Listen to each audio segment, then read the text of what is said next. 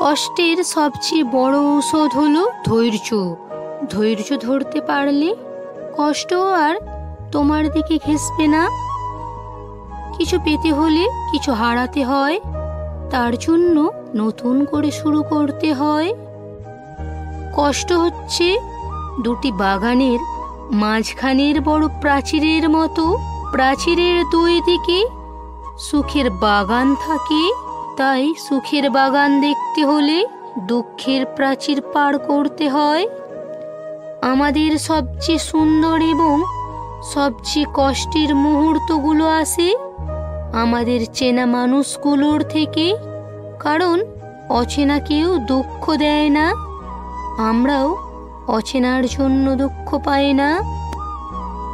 মন এমনই, সে জানে না কখন কি মনে করতে হয়।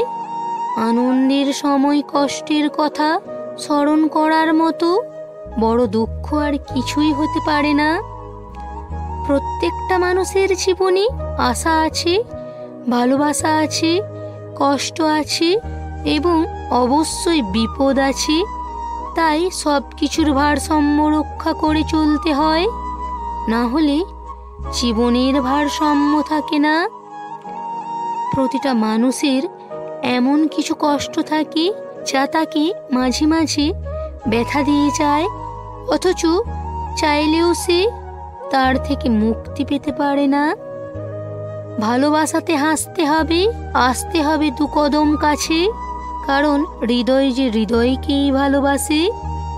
পৃথিবীটা সুন্দর যদি ভালোবাসতে জানো, তাই ভালোবেসে এই পৃথিবীকে সাজিয়ে নাও নিজের মতো করে।